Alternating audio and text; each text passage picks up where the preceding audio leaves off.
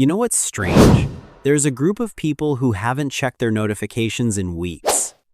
Their phone sits on the nightstand, dark and silent, and for the first time in years, they aren't panicking about it. If you're watching this, maybe you're one of them. Your birthday passed without a party. Someone asked to hang out, and you said you were busy, and for once, you weren't lying. You were busy. You were busy protecting the last few drops of energy you had left. The world likes to put labels on this. They call it ghosting, or being cold, or shutting down. But while everyone sees a person who is closing doors, there's a different perspective they're missing. What if you aren't cutting people off? What if you're finally performing a long overdue audit of your life? Think of your emotional energy like a bank account. For years, you've been the one making all the deposits. You were the friend who showed up at 2 a.m., the one who remembered the small details, the one who adjusted your entire schedule just to be there for someone else's crisis. But when you looked at your balance, it was at zero. The bills for your effort kept coming, but the bank was empty. Closing the doors isn't a crime. It's the only way to prevent a total soul bankruptcy. You're not being heartless. You're just finally looking at the math and realizing it doesn't add up. There's a specific kind of exhaustion that comes from fake diplomacy.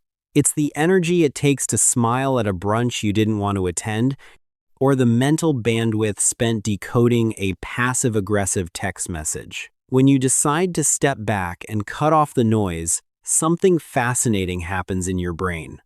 Psychologists often talk about cognitive load, the amount of working memory your brain uses at any given time. When you are constantly managing the expectations of people who don't truly see you, your cognitive load is maxed out.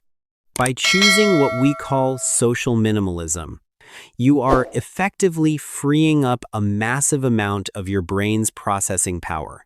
Suddenly, you have the energy to think about your own future. You have the silence needed to hear your own voice. People who cut others off are often accused of doing nothing, but in reality, they are often building something in the dark. You might be focusing on a new career path, healing your body, or simply stabilizing your nervous system. This isolation isn't empty. It's a period of intense internal reconstruction. You're saving more than just money on social outings. You're saving your nervous system from the constant ping of external demands. You're realizing that your time is a currency, and you've stopped spending it on people who treat your presence like a clearance item. Have you noticed how much easier it is to be around a dog or a cat than it is to be around most people lately? There's a deep psychological reason for that. We call it nonverbal emotional safety. A pet doesn't require a performance. A dog doesn't look at you after a long silent week and ask, "Why are you acting so weird lately?" Or, "Is something wrong with you?" They accept your presence without a list of terms and conditions. For many people who have chosen to walk away from their social circles, the companionship of an animal is a bridge back to themselves. It's a way to experience connection without the threat of judgment or the exhaustion of explanation. In the quiet of your room, with only a pet or perhaps just the sound of the wind outside, you start to realize that loneliness isn't the presence of solitude, it's the absence of safety. You'd rather be alone and feel secure than be in a crowded room and feel like you have to watch your back. You're choosing a version of connection that doesn't require you to wear emotional armor. This isn't you being antisocial, it's you being pro-peace. People might tell you that you're being too sensitive or that you're overthinking things. They might say you're scared because of past hurts. But let's reframe that. You aren't damaged by your past. You've been educated by it. You have become a master of patterns. Think of it as defensive pessimism, or more accurately, high-level pattern recognition. You've read the Book of Betrayal so many times that you can now recognize the ending just by looking at the cover.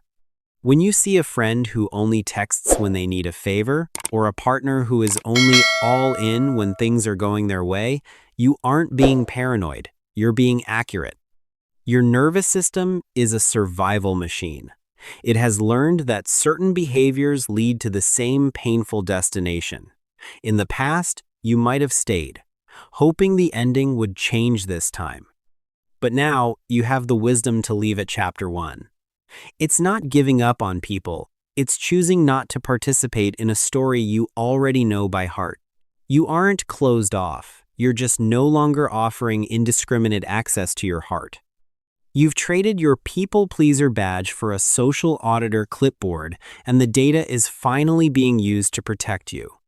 To understand why you're walking away now, we have to look back at where you learned to be the reliable one. Often, the people who eventually cut everyone off were the children who had to be little adults.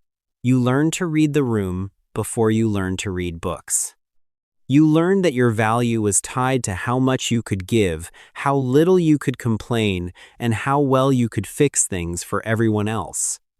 This creates a blueprint where connection feels like work.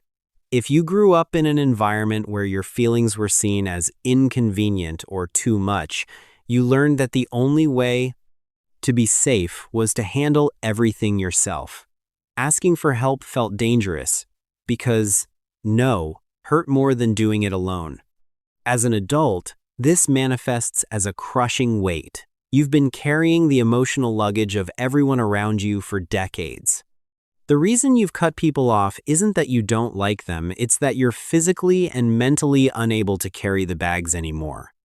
You're dropping the luggage so you can finally stand up straight. Your disappearing act is actually your nervous system finally going into recovery mode. You aren't broken. You are simply recalibrating after a lifetime of overextension.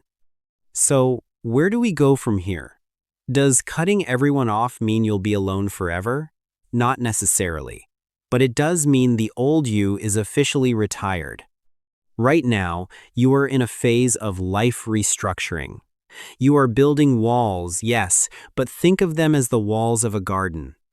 They aren't meant to keep the sun out. They are meant to keep the weeds from choking the flowers. Eventually, you might decide to put a gate in that wall. But this time, you're the one with the only set of keys. The new protocol for your life isn't about never letting anyone in again. It's about changing the entry requirements. In the past, you let people in because they were familiar. From now on, you only let people in if they are safe. You can test this with small asks. Instead of being the one who always provides the support, try asking for a small bit of it. See who shows up when you aren't the convenience store that's always open. You'll find that some people will drift away when they realize you're no longer useful to them. Let them. Their departure is the final piece of data you needed. You are clearing the space so that one day, the right people, those who value your soul more than your services, can finally find a place to sit. You aren't the villain of this story. You're the hero who finally decided that your own peace was worth more than a crowded contact list. You're not cold, you're clear. And for the first time in your life, you aren't waiting for someone to save you. You've already saved yourself. If this resonated with you, and you're starting to realize that your disappearance was actually a form of self-preservation, subscribe to Psychology of Your. We're here to help you understand your patterns without ever judging them. If you're currently in your quiet phase and finding peace in it, leave a comment below. It helps others know they aren't alone in their silence.